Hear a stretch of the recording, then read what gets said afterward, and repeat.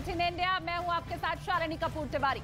नमस्कार, मैं हूं आपके साथ अनुपमा झा। न्यूज 18 इंडिया की बादशाहत लगातार कायम है। टीआरपी की रेस में इंडिया टीवी और आज तक काफी पीछे छूट गए हैं। सबसे सटीक और भरोसेमंद खबरों के लिए देश ने एक बार फिर से न्यूज 18 इंडिया पर भरोसा जताया है। न्यूज 18 इंडिया देश का नंबर 1 चैनल बना हुआ है। जी और एबीपी न्यूज मिलकर भी न्यूज 18 इंडिया से पीछे हैं। और यही वजह है हम पर भरोसा जताने के लिए आप सभी का बहुत बहुत शुक्रिया।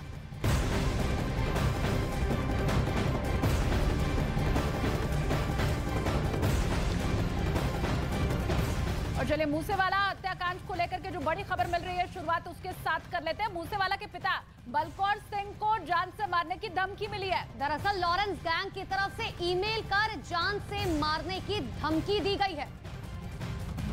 तो एक बड़ी खबर इस वक्त की आपको बता रहे हैं, मूसेवाला के पिता को भी अब जान से मारने की धमकी दी गई है। कहा गया है मुंह बंद रखो वरना मौत मिलेगी, ठीक उसी तरह जैसे बेटे को मिली थी। और ईमेल पर यह धमकी दी गई है। ईमेल की जांच में फिलहाल पुलिस जो है वो जुटी हुई है। देखिए, आपको तस्वीर भी दिखा रहे हैं। दरअसल ये उसी ईमेल का स्क्रीनशॉट है जो धमकी दी गई है मूसेवाला के पिता को।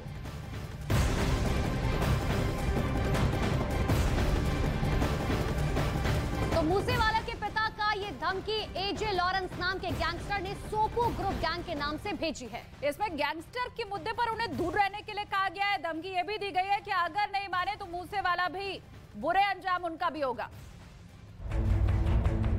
सिद्धू मूसेवाला की हत्या को 3 महीने से ज्यादा हो चुके हैं, लेकिन जिस लॉरेंस गैंग पर हत्या का आरोप लगा, अब उस गैंग के नाम से उनके पिता बलकौर सिंह को जान से मारने की धमकी मिली।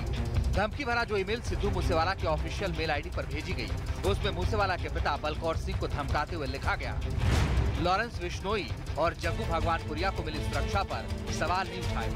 धमकी में बलकौर सिंह को गैंगस्टर के मुद्दे पर चुप रहने को कहा गया अगर ज्यादा सवाल उठाए तो सिद्धू से भी खतरनाक हाथ होगा। एजे लॉरेंस नाम के गैंगस्टर सोपो ग्रुप नाम के गैंग की तरफ से धमकी दी। धमकी भरा मेल आने के बाद पंजाब पुलिस ने जांच शुरू की, जिसमें साइबर सेल की मदद की गई।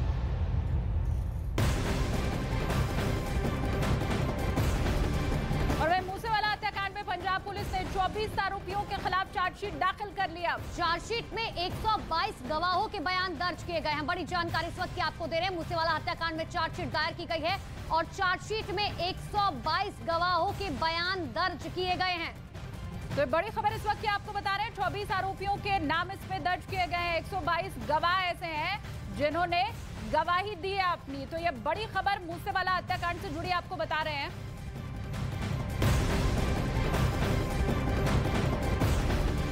देखिए, पुलिस की दायर चार्जशीट के बाद सवाल अब कई उठ रहे हैं कि आखिर कैसे हत्याकांड के 1 घंटे के बाद ही आरोपी गिरफ्तार हो सकते थे, क्योंकि चार्जशीट में यह बताया गया है, चार्जशीट में ये बताया गया है कि मूसेवाला की हत्या के बाद फरार हुए आरोपी 10 किलोमीटर चलने के बाद रास्ता भटक गए थे। उधर मूसेवाला के आरोपी करीब 1 घंटे तक खेतों में छिपे रहे थे। इतना ही नहीं, पुलिस ने 24 आरोपियों के खिलाफ 1850 पन्नों की चार्जशीट दाखिल की है। मूसेवाला हत्याकांड के बाद 20 आरोपी गिरफ्तार हुए, जबकि 4 अब भी फरार है। इतना ही नहीं, चार्जशीट में 122 गवाहों के बयान भी दर्ज किए गए हैं।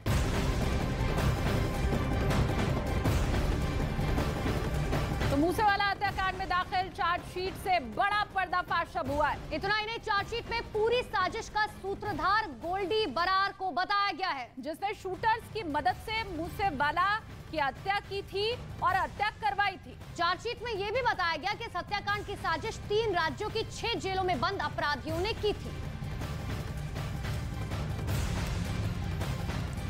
तो चार्जशीट में क्या कुछ है ये हमने आपको बताया, लेकिन चार्जशीट में यह भी पर्दाफाश हुआ कि गोल्डी बरार ने इस पूरे हत्याकांड को अंजाम देने के लिए गैंगस्टर लॉरेंस बिश्नोई, जग्गू भगवानपुरिया और कुछ अन्य लोगों की मदद भी ली थी। इसके बाद सिद्धू मूसेवाला को 29 मई को पंजाब के मानसा जिले में गोली मारकर हत्या कर दी गई।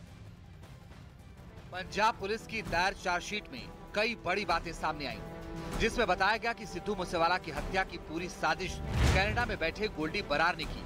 हत्या के लिए गोल्डी बरार ने कई गैंगस्टर और शूटर की मदद ली। मूसेवाला की हत्या के लिए 3 राज्यों की 6 जेलों में गैंगस्टर से संपर्क किया गया। पुलिस की चार्जशीट में 24 लोगों पर हत्या का आरोप है, जिनमें से 7 आरोपी 3 राज्यों की 6 जेलों में बंद थे। इनमें से लॉरेंस बिश्नोई और जग्गू भगवानपुरिया तिहाड़ जेल में थे। मनप्रीत सिंह मन्ना फिरोजपुर जेल में थे। स्वराज सिंह सिद्धू उर्फ सिराज मिंटू स्पेशल सेल बठिंडा में थे। मोनू डागर हरियाणा की जेल में बंद थे, जबकि मनमोहन सिंह उर्फ मोना मनसा जेल में बंद था। चार्जशीट में बताया गया कि जेल में रहते हुए सभी बड़ी आसानी से फोन का इस्तेमाल कर रहे थे।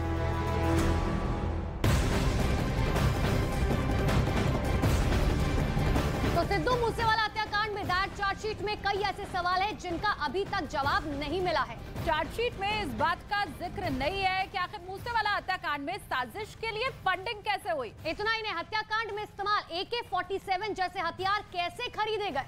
हत्याकांड में इस्तेमाल हथियार क्या सीमा पार से तो नहीं आए थे। इतना ही नहीं, जेल में आरोपियों तक आखिर फोन कैसे पहुंचे, इन सवालों के जवाब अभी तक बाकी हैं।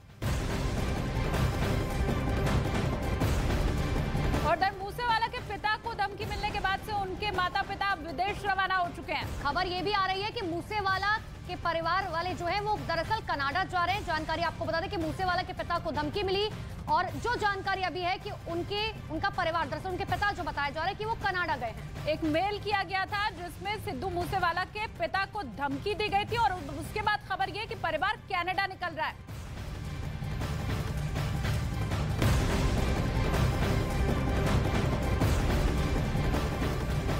और चलिए अब बढ़ते हैं आगे। सागर और भोपाल में 4 हत्या करने के आरोपी सीरियल किलर को पुलिस ने आखिरकार गिरफ्तार कर लिया। आरोपी की गिरफ्तारी भोपाल से हुई है। आरोपी पर 1 भोपाल में और 3 सागर में हत्याओं का आरोप है। मारे गए सभी लोग चौकीदार बताए जा रहे हैं और ये शख्स जो है वो सीरियल किलर बताया जा रहा है।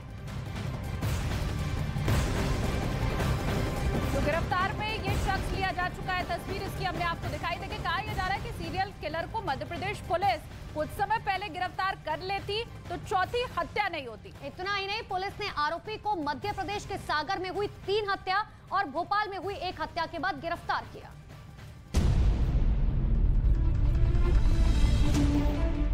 पांच दिन में 4 चौकीदार की हत्या के आरोपी को पुलिस ने भोपाल से गिरफ्तार किया। गुरुवार की रात चौकीदार सोनू वर्मा की तब हत्या कर दी गई थी जब वो मार्बल की दुकान पर तैनात था। जो आधार कार्ड है उस पे उसका नाम शिव प्रसाद है।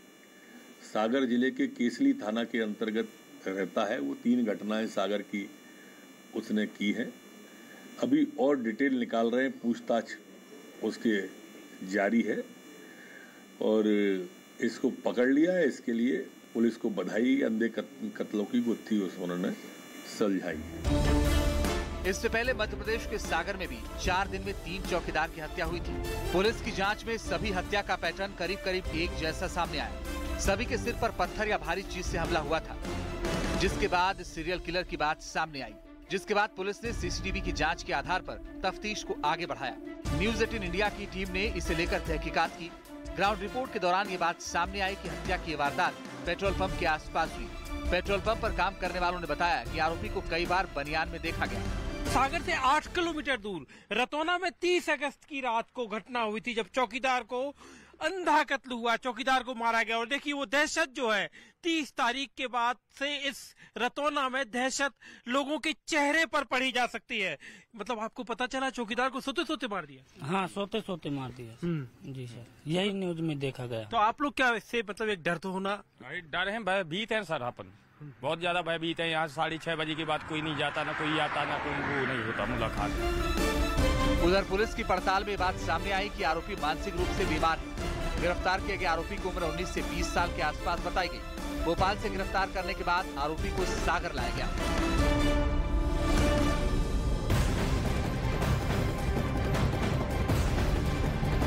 तो सागर और भोपाल में 4 हत्याओं के बाद न्यूज 18 इंडिया ग्राउंड जीरो पर पहुंचा। ग्राउंड जीरो से न्यूज 18 के मनोज शर्मा ने कुछ चौंकाने वाली जानकारी जुटाई है। देखिए आप।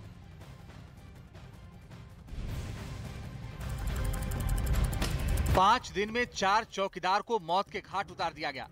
हत्या का आरोप एक सिरफिरे पर लगा। पुलिस ने सीसीटीवी के आधार पर जांच की तो जल्द ही आरोपी गिरफ्तार हो गया, लेकिन अब तक 4 लोगों को अपनी जान से हाथ धोना पड़ा। उधर न्यूज 18 इंडिया की ग्राउंड जीरो रिपोर्टिंग में एक्सक्लूसिव जानकारी हाथ लगी। हत्या का आरोपी शिवप्रसाद साइकिल से चलता था। वारदात को अंजाम देने के लिए सागर से 80 किलोमीटर दूर कैकरा गांव से साइकिल से आता था।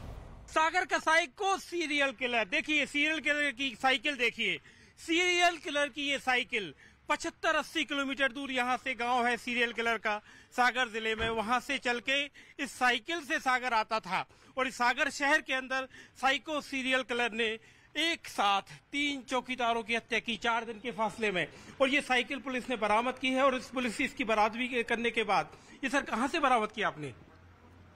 हालांकि पुलिस अभी चुप्पी साधे हुए इस मामले पर, लेकिन पुलिस की तफ्तीश जो है, सागर पुलिस ने बहुत जल्दी इस पूरे मामले का खुलासा किया। और पूरे मामले में जो चौथी वारदात को जब अंजाम दिया गया, उस वक्त उसे भोपाल के बैरागढ़ से साइको सीरियल किलर को गिरफ्तार किया गया। लेकिन साइकिल जो है साइको सीरियल किलर की, वो वाकई सबके लिए हैरान कर रही है कि एक साइको सीरियल किलर आखिर 80 किलोमीटर साइकिल से चलकर सागर आता था, और उसके बाद सागर में आकर एक एक कर 4 दिन के अंदर 4 चौकीदारों की हत्या को अंजाम दिया।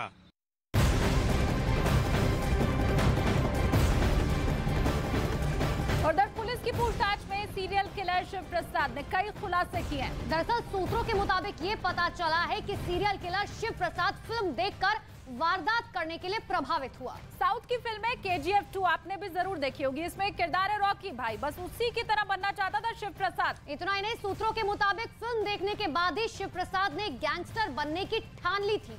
पुणे में भी सीरियल किलर सिक्योरिटी गार्ड पर जानलेवा हमला कर चुका है, और इसके बाद वो सागर आया, जहां उसने 3 और भोपाल में 1 सिक्योरिटी गार्ड की दिन दहाड़े हत्या कर दी।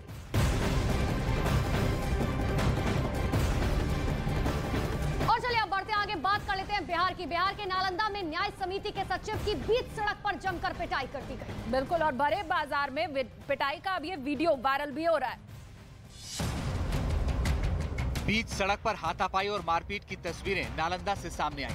बताया गया कि नालंदा के हिलसा बाजार में ठाकुरबाड़ी न्याय समिति के सचिव से मारपीट की गई। न सिर्फ सचिव के साथ मारपीट हुई, एक अखबार के पत्रकार को पीटने का आरोप है। इस दौरान किसी ने मारपीट का वीडियो बना लिया, जिसके बाद वीडियो सोशल मीडिया पर वायरल होने लगा। बताया गया कि ठाकुरबाड़ी न्याय समिति बोर्ड की बैठक के बाद कुछ लोगों ने समिति के सचिव और एक पत्रकार के साथ मारपीट की। वीडियो सामने आने के बाद पुलिस मामले की जाँच में जुटी।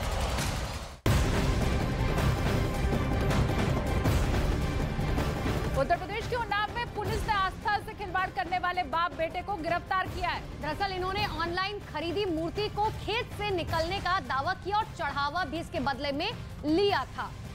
तो उन्नाव में आस्था के नाम पर किस तरह से खिलवाड़ किया गया, अब चारों तरफ चर्चा का विषय यही है।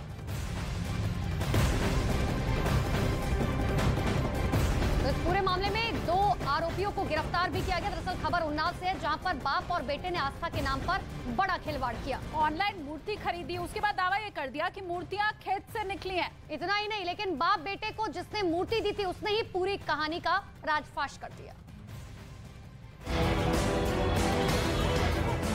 उन्नाव में आस्था के नाम पर लोगों को बेवकूफ बनाया गया। महमूदपुर गांव के रहने वाले अशोक और उसके 2 बेटे रवि और विजय गौतम ने 169 रुपए में भगवान की मूर्ति ऑनलाइन खरीदी। इसके बाद मूर्तियों को अपने खेत में गाड़ दिया। इसके बाद खेत में खुदाई का नाटक करते हुए दावा किया कि जमीन से भगवान की मूर्तियां निकली। इस बहाने 2 दिन में करीब चढ़ावे के नाम पर 35,000 इकट्ठा कर लिए। पुलिस को जब इस बात का पता चला तो उसने भी उनकी बातों पर यकीन कर लिया। बकाया पुरातत्व विभाग को भी सूचित कर दिया गया। मूर्तियों की सुरक्षा में पुलिस जवान भी लगे, लेकिन जिस आदमी ने बाप बेटों को मूर्तियों की डिलीवरी दी थी, उसने सच्चाई से पर्दा उठा दिया। सच सामने आने के बाद पुलिस ने आरोपी बाप बेटे को गिरफ्तार कर लिया।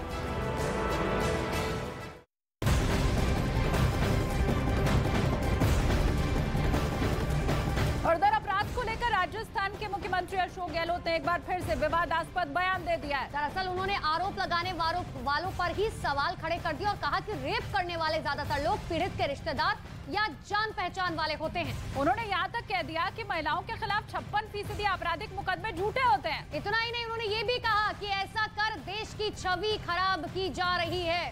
तो अशोक गहलोत का ये विवादास्पद बयान। रेप की घटना कौन करता है? बाहर विदेशी आता है क्या?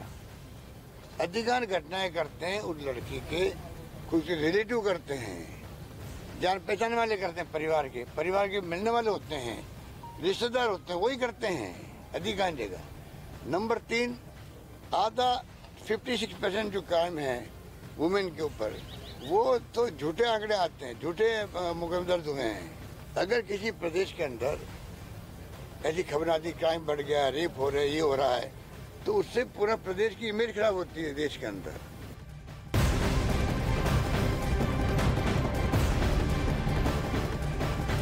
तो तो वहीं पंजाब के तलवंडी साबो से बड़ी खबर है। आम आदमी पार्टी के विधायक बलजिंदर कौर के साथ घरेलू हिंसा का मामला सामने आया। हालांकि महिला विधायक की तरफ से कोई शिकायत दर्ज नहीं की गई है। पंजाब के तलवंडी साबो से ये बड़ी खबर इस वक्त की आपको हम बता रहे हैं, जहां पर आम आदमी पार्टी विधायक इस वक्त घरेलू हिंसा की शिकार के मामले में फंसते नजर आ रहे हैं। देखिए, इस बीच महिला विधायक के साथ बदसलूकी करने का एक वीडियो भी जमकर वायरल हो रहा है, जिसमें महिला विधायक के पति सुखराज उन्हें थप्पड़ मारते हुए नजर आए। वीडियो में पति पत्नी के साथ घर के मेन गेट के अंदर कई और लोग खड़े दिखे। ये लोग विधायक पति पत्नी के बीच बहस सुलझाने की कोशिश कर रहे थे। तभी महिला विधायक के पति सुखराज सिंह अलग जाकर बैठ गए, जिसके बाद आप विधायक के कुछ कहने पर पति सुखराज उठे और थोड़ी देर बहस के बाद आप विधायक को थप्पड़ मार दिया। विधायक कौर चुपचाप वहीं खड़ी रहीं और एक बुजुर्ग उन्हें ढांढस दिलाने लगे। हालांकि कुछ लोग सुखराज को शांत कराने की कोशिश भी करते दिखे। इस घटना के बाद परेशान विधायक बलजीत कौर रोती दिखी, जबकि वहां मौजूद लोग गुस्से में उनके पति को घर के अंदर धकेलते नजर आए। हालांकि विधायक बलजिंदर कौर और उनके पति सुखराज बल की ओर से इस मुद्दे पर अब तक कोई बयान सामने नहीं आया, लेकिन ये वीडियो सोशल मीडिया पर जमकर वायरल हो रहा है और लोग घरेलू हिंसा के इस मामले में विधायक के पति पर कानूनी कार्रवाई की मांग कर रहे हैं।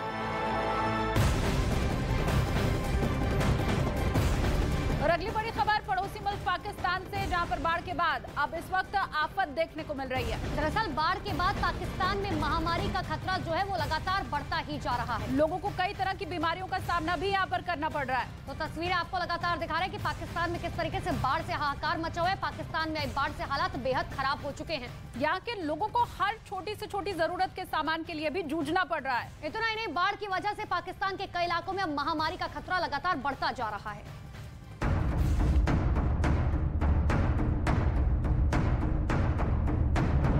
जिसकी गवाह है तस्वीरें। पाकिस्तान में आई भयंकर बाढ़ के बाद अब हालात और बदतर हो गए। वहाँ बाढ़ का पानी जैसे जैसे उतर रहा है, बीमारियां उतनी ही तेजी से पैर पसार रही हैं। हालात ये हैं कि सिंध प्रांत के लाखों लोग महामारी की चपेट में हैं। पाकिस्तान में दूषित पानी की वजह से बच्चों समेत 50 लाख लोग बीमार पड़ सकते हैं और ये कहर पाकिस्तान पर आने वाले 4 से 12 हफ्तों में टूट सकता है, जिसका असर दिखना भी शुरू हो गया। वहीं अस्पताल के हालात बेहद खराब है। एक बेड पर 2 से 3 बच्चों का इलाज किया जा रहा है। वहीं अस्पताल के अंदर और बाहर गंदगी का अंबार लगा हुआ है। वहाँ के बच्चों को मलेरिया, डायरिया जैसी गंभीर बीमारियों से गुजरना पड़ रहा है। नदी बेची हम लोगों के आगे, इनको कोई खुदा का खौफ नहीं है, इंसानियत नाम की कोई चीज नहीं है। ये अगर नदी थी तो उन्होंने हम लोगों के आगे क्यों बेची? हालांकि ये मेरा मकान था, ये सामने दिखा रहे हैं, तो ये सारा मकान मेरा, इस तरह सारी जिंदगी की जमा पूंजी मेरी थी। जो मैं रिटायर हुआ था सब इंस्पेक्टर, वो सारी पूंजी इसमें लगी है। हालात अस्पताल के अंदर नहीं, राहत कैंपों के भी बेहद खराब है। लोगों के पास न खाने का सामान है, न ही पीने के लिए पानी।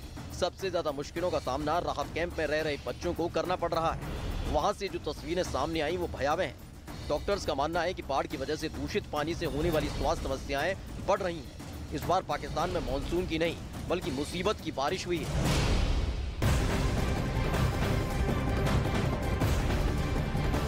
तो पाकिस्तान में आए बाढ़ का इफेक्ट अब गुजरात के कच्छ तक देखने को मिल रहा है। वहाँ आई बाढ़ से लोग इस वक्त परेशान है। कच्छ के कई किलोमीटर तक का क्षेत्र इस वक्त सैलाब में डूबा हुआ है। आपको तस्वीरें लगातार दिखा रहे हैं कि आखिर पाकिस्तान का असर किस तरीके से कच्छ तक देखा जा रहा है। पाकिस्तान में आई भयानक बाढ़ का असर अब गुजरात के कच्छ के रण तक देखने को मिल रहा है। कच्छ के 100 किलोमीटर इलाके तक बाढ़ का पानी घुस चुका है।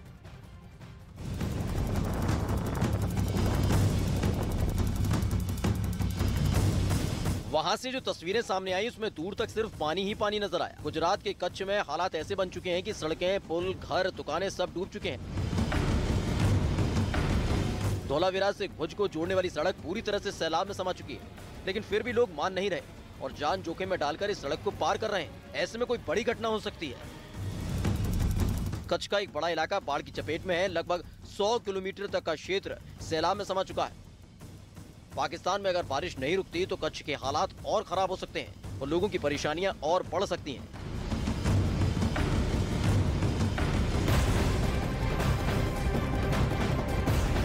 उधर महाराष्ट्र के नासिक से बड़ी खबर सामने आ रही है। वहां पर अचानक बादल फटने से आए सैलाब की वजह से बड़ा हादसा हुआ है। दरअसल कुछ लोग सैलाब में ही वहां पर बह गए, जिसकी तस्वीरें हम आपको लगातार दिखा रहे हैं। नासिक की तस्वीरें देखिए किस तरीके से भयावह ये तस्वीरें हैं। दरअसल महाराष्ट्र के नासिक की बात करें तो वहां भारी बारिश ने पूरी तरीके से तबाही मचा रखी है। लगातार हो रही मूसलाधार बारिश की वजह से हालात खराब है। जिसकी वजह से वहां के लोगों का जीना मुहाल हो गया। नासिक जिले से सामने आए एक वीडियो में एक शख्स सैलाब के बीच में फंस गया, जिसके बाद उसे बचाने के लिए जमीन खोदने वाली मशीन बुलाई गई, लेकिन बादल फटने से आए सैलाब में वो बह गया। कुछ और लोग भी इस सैलाब में बह गए, जिनका अब तक कोई पता नहीं चल पाया। नासिक के सिन्नर इलाके में अचानक आए सैलाब से हालात बेहद खराब हो गए। कई घरों में पानी घुस गया। वहाँ सड़कों पर पानी का बहाव इतना तेज था, मानो ऐसा लग रहा था जो कोई भी इसकी जद में आए वो इसमें समा ही जाए। वहाँ से सामने आई तस्वीरों में चारों तरफ पानी ही पानी नजर आया। हालांकि प्रशासन की ओर से रेस्क्यू ऑपरेशन चलाया जा रहा है।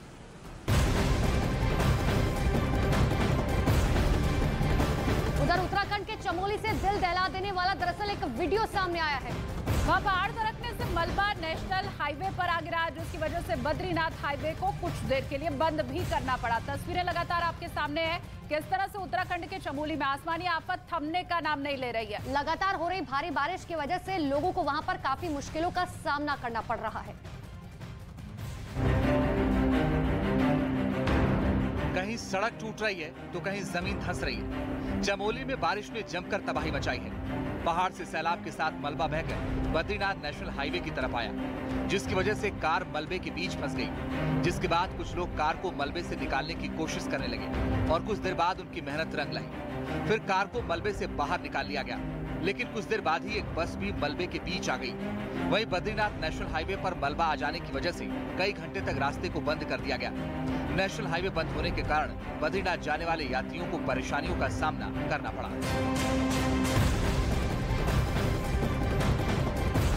अब बात बिहार की, जहाँ के लखीसराय में गंगा नदी उफान पर है, जिसकी वजह से गंगा किनारे के इलाके पूरी तरीके से जलमग्न हो चुके हैं।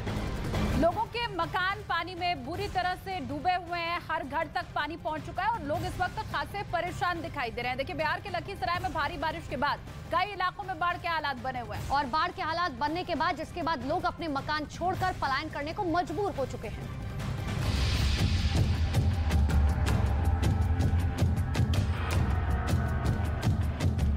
बिहार के लखीसराय में गंगा का जलस्तर खतरे के निशान के ऊपर पहुंच गया है।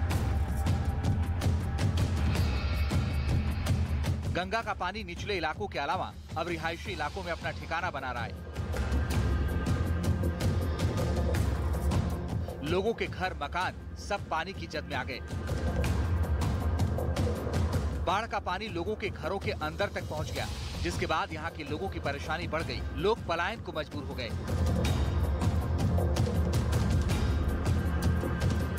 बाढ़ से खेत खलिहान सब बर्बाद हो गए। फसलें पूरी तरह पानी में डूब गईं। पशुओं के लिए चारे के लाले पड़ गए और जो कुछ बचा उसे लाने में काफी परेशानी उठानी पड़ रही है। वहीं कॉलेज में भी बाढ़ का पानी घुस गया, जिसकी वजह से छात्रों को परेशानी का सामना करना पड़ा। यहाँ की स्थिति बहुत भयावह है। विगत 2 दिनों से हम लोग कॉलेज कर्मी हैं, कॉलेज में यहाँ पढ़ाते हैं। सारे बच्चे अब नहीं आ रहे हैं। कोई सारा काज बाधित हो रहा है, कोई तरह से चल रहा है। हम लोग तो ड्यूटी करते हैं, सरकार के नौकर हैं, तो आते हैं रोज। देख लिए किस तरह से हम लोग जा आ रहे हैं। बहुत परेशानी है। गंगा का जलस्तर बढ़ने से कई गांवों का संपर्क मुख्य मार्गों से टूट गया है। हालांकि प्रशासन पूरी तरह से अलर्ट है। अधिकारियों को हालात पर नजर बनाए रखने के निर्देश दिए गए हैं, लेकिन प्रशासन के रवैये से बाढ़ प्रभावित लोग काफी नाराज हैं। और चलिए बढ़ते आगे। यूपी के मेरठ में मेडिकल कॉलेज से एक शातिर चोर बच्चा चुराकर भाग गया। चोर का सीसीटीवी फुटेज अब सामने आ चुका है, जिसके बाद पुलिस ने एक प्लान बनाकर बच्चे को बरामद भी कर लिया। और आप तस्वीरें देख सकते हैं कि आखिर किस तरीके से इस बच्चे को जो है छुड़ाया गया। दरअसल मेरठ से एक हैरान कर देने वाला वीडियो सामने है। वहां के मेडिकल कॉलेज से एक नवजात बच्चा गायब हो गया, जिसके बाद वहां अफरा तफरी का माहौल हो गया। किस तरह से इस पूरी वारदात को अंजाम दिया गया, दिखाते हैं आपको। और बच्चों की मां परेशान होने लगी। इस बीच नवजात के गायब होने की सूचना पुलिस को दी गई। पुलिस पूरे मामले की तफ्तीश में जुट गई।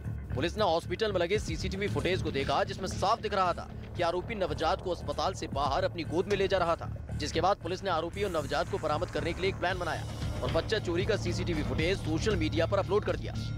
पुलिस का ये प्लान कामयाब हो गया। नवजात की सूचना कुछ लोगों ने पुलिस को दी, जिसके बाद महज 36 घंटे में पुलिस ने नवजात को सही सलामत बरामद कर लिया और फिर मासूम को उसकी मां को सौंप दिया। अब पुलिस हर एंगल से मामले की जांच में जुटी है। वहीं पुलिस ने 2 लोगों को हिरासत में भी लिया है। मेडिकल पुलिस ने आरोपी दीपक का आपराधिक इतिहास भी खंगालना शुरू कर दिया है।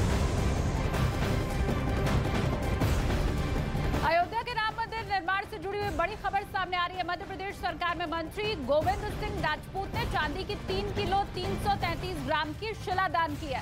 जी हाँ, आपको ये जानकारी दे रहे थे। दरअसल अयोध्या में बन रहे राम मंदिर के निर्माण के लिए अब मध्य प्रदेश सरकार में मंत्री गोविंद सिंह राजपूत मदद के लिए आगे आए। उन्होंने 3 किलो 333 ग्राम की 3 चांदी की शिलाएं श्री राम जन्मभूमि तीर्थ क्षेत्र ट्रस्ट को दी हैं।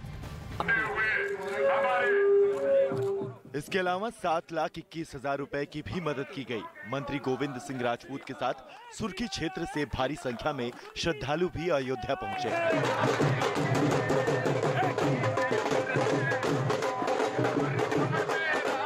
दरअसल देश के कई हिस्सों की तरह सुर्खी विधानसभा क्षेत्र में भी राम मंदिर निर्माण के लिए एक अभियान चलाया गया, जिसके बाद वहां के लोगों ने अपने सामर्थ्य के अनुसार दान दिया।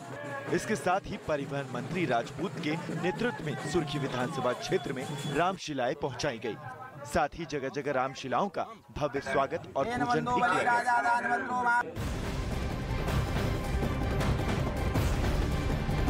और इस वक्त की बड़ी खबर आपको अफगानिस्तान से बता रहे हैं। अफगानिस्तान के हेरात में एक मस्जिद में बम धमाका हुआ। इसमें हेरात के धार्मिक गुरु मौलवी मुजीबुर रहमान अंसारी समेत 14 लोगों की मौत हो गई है। इतना ही नहीं, 200 लोग करीबन इसमें घायल बताए जा रहे हैं। बम धमाके से 2 घंटे पहले मुल्ला बरादर से मौलवी मुजीबुर रहमान ने मुलाकात की थी। तो बड़ी खबर इस वक्त की आपको हम बता रहे हैं। अफगानिस्तान में धमाका हुआ और उसके बाद किस तरह से इस वक्त हिल गया है पूरा अफगानिस्तान। ये हम उसी मीटिंग की तस्वीर इसके पहले आपको दिखा रहे थे जब मुल्ला बरादर से मौलवी मुजीबुर रहमान की मुलाकात हुई थी। बिल्कुल, मुल्ला बरादर से मुजीबुर रहमान की मुलाकात हुई थी 2 घंटे पहले, और उसके बाद 2 घंटे के बाद जब वहां पर धमाका हुआ जिसमें 200 से ज्यादा लोग घायल बताए जा रहे हैं। धमाके की ये तस्वीरें देखिए, दहला देने वाली ये तस्वीरें। अफरा तफरी वहां पर मची हुई थी।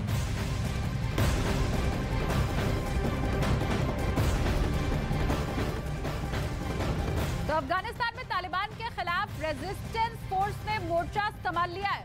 दरअसल पंजशीर के ओम्स इलाके में रेजिस्टेंस फोर्स ने तालिबान के अड्डे पर रॉकेट अटैक किया।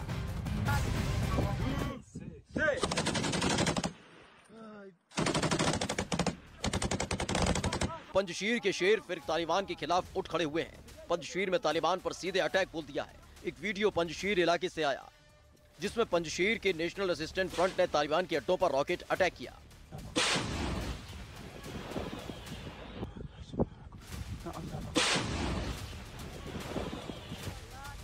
पंजशीर के उर्मिज इलाके में तालिबान पर अटैक का वीडियो भी सामने आया जिसमें पंजशीर के शेर गुरिल्ला वॉर कर रहे हैं और छुपकर तालिबान फोर्स पर हमला कर रहे हैं।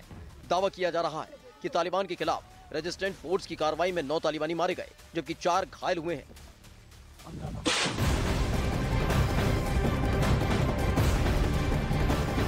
और दूसरी तरफ सऊदी अरब से अनाथ लड़कियों पर पुलिस की बेरहमी का एक वीडियो सामने आया। वीडियो वायरल होने के बाद पूरी दुनिया में सऊदी के खिलाफ जमकर गुस्सा देखा जा रहा है। ये वीडियो एक अनाथालय का बताया जा रहा है। वीडियो में नजर आ रहा है कि वर्दी पहने कई पुलिसकर्मियों ने पहले एक महिला का पीछा किया, फिर उसे पकड़कर लाठी और बेल्ट से पीटा। वायरल वीडियो में कुछ लोग सफेद सऊदी ड्रेस में और कुछ वर्दी में दिखे। उनके हाथ में डंडा और चमड़े की बेल्ट भी दिखाई दी, जिससे महिला को बड़ी बेरहमी से मारा गया। दावा है कि अनाथालय खमिस मुशैत इलाके में स्थित है, जो असीर प्रांत का हिस्सा है। हालांकि इस वीडियो के सामने आने के बाद एक कमेटी बनाकर जांच के आदेश दे दिए गए हैं।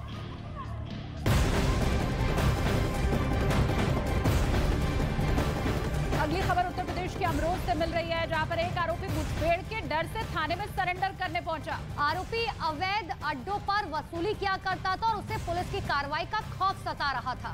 तो बड़ी खबर और ये तस्वीर आपको हम दिखा रहे हैं। बीते दिनों उत्तर प्रदेश के अंदर हमने देखा कि किस तरह से अपराधी इसी तरह से सरेंडर करने पुलिस थाने पहुंच रहे थे। एक और ऐसी तस्वीर आई है। असल में उत्तर प्रदेश सरकार की बुलडोजर कार्रवाई से बड़े बड़े माफिया अब घुटने टेक रहे हैं। खौफ इतना ज्यादा बढ़ गया है कि अपराधी भी खुद ही सरेंडर करने पहुंच जाते हैं। हाथ ऊपर उठाकर खुद को पुलिस के हवाले करता ये आरोपी अमरोहा का है। जो मुठभेड़ से ऐसा डरा कि सीधे थाने पहुंचकर आत्मसमर्पण कर दिया। लाल रंग की टी शर्ट पहने साधारण सा दिखने वाला ये आदमी अवैध अड्डों पर वसूली करने वाला आरोपी कमल है, जिसे इन दिनों पुलिस की कार्रवाई का खौफ सता रहा था। लिहाजा आरोपी कमल ने सीओ ऑफिस में जाकर खुद सरेंडर कर दिया। आरोपी कमल पर डिडौली के जोया में वसूली करने का आरोप था और सजा मिले उससे पहले ही आरोपी ने सरेंडर कर दिया।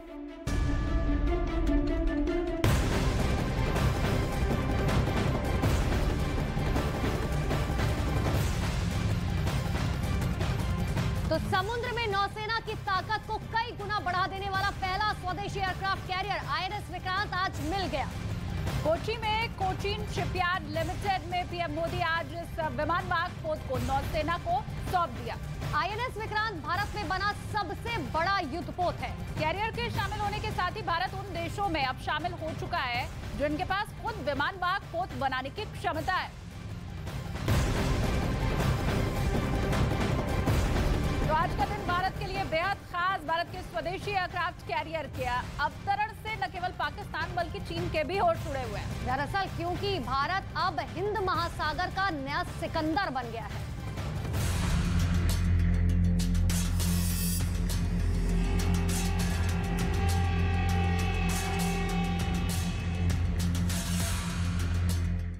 समंदर में हिंद का बाहुबली यानी आईएनएस विक्रांत उतरा तो पाकिस्तान की नींद और ड्रैगन का चैन छिनना तय हो गया। लेकिन हिंदुस्तान का सीना गर्व से चौड़ा हो गया।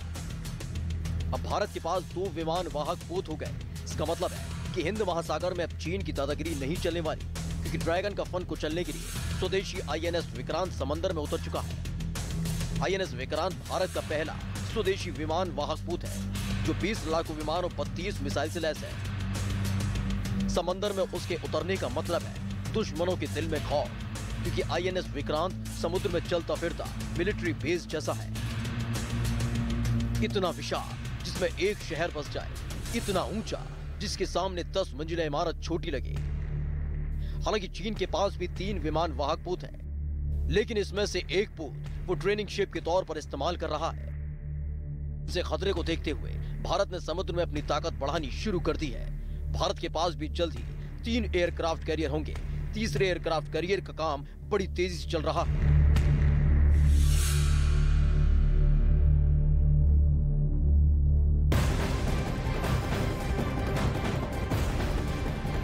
आईएनएस विक्रांत शुद्ध स्वदेशी एयरक्राफ्ट कैरियर है जिसे कई भारतीय कंपनियों ने मिलकर बनाया है। आईएनएस विक्रांत के निर्माण में 500 से ज्यादा भारतीय कंपनियां शामिल हुई हैं। डीआरडीओ और भारतीय इस्पात प्राधिकरण ने वॉरशिप ग्रेड स्टील बनाया।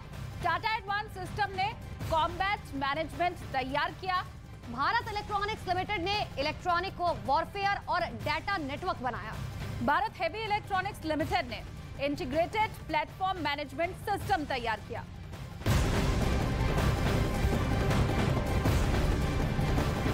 तो आईएनएस विक्रांत देश का पहला स्वदेशी एयरक्राफ्ट कैरियर है। डिफेंस सेक्टर में आत्मनिर्भरता की ओर भारत का ये बेहद अहम कदम है। दरअसल समंदर में आईएनएस विक्रांत और कितना शक्तिशाली है, सीधे आईएनएस विक्रांत से यह रिपोर्ट देखिए। न्यूज 18 इंडिया में आपका स्वागत है। इस वक्त हम लोग मौजूद हैं देश के पहले स्वदेशी एयरक्राफ्ट कैरियर आईएनएस विक्रांत पर।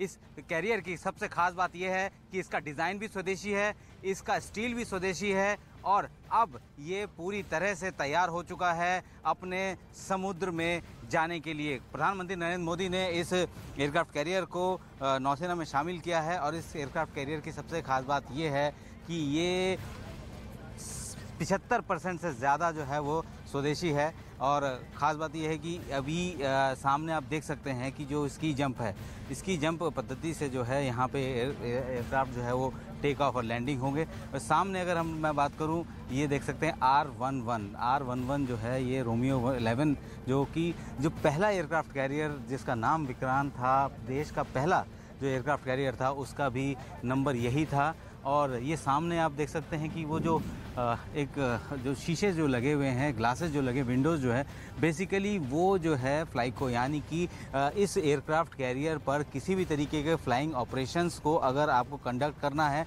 तो उसी फ्लाइको से जो है ये एयर ऑपरेशंस कंडक्ट किए जाते हैं। और अगर हम लोग इसकी बात करें तो एयरक्राफ्ट कैरियर कभी जो है अकेला सेल नहीं करता है, यानी कि जब भी एयरक्राफ्ट कैरियर कहीं भी मूव करेगा तो उसके साथ जो है पूरी तरह से जो लड़ाकू जहाज़ है, जंगी जहाज़ है, वो मौजूद रहते हैं। अब देख सकते हैं कि ये सामने जो है दो जो है डिस्ट्रॉयर जो है वो आप सामने देख सकते हैं, एक फ्रिगेट जो है वो आप देख सकते हैं। जब भी एयरक्राफ्ट कैरियर आगे मूव करेगा ये एक battle group, carrier battle group के तौर पर जो है मूव करता है, जिसमें ऑयल टैंकर्स भी होते हैं, जिसमें फ्रिगेट है, साथ ही सबमरीन्स भी हैं। तो ये काफ़ी इम्पोर्टेंट एक एस्पेक्ट है।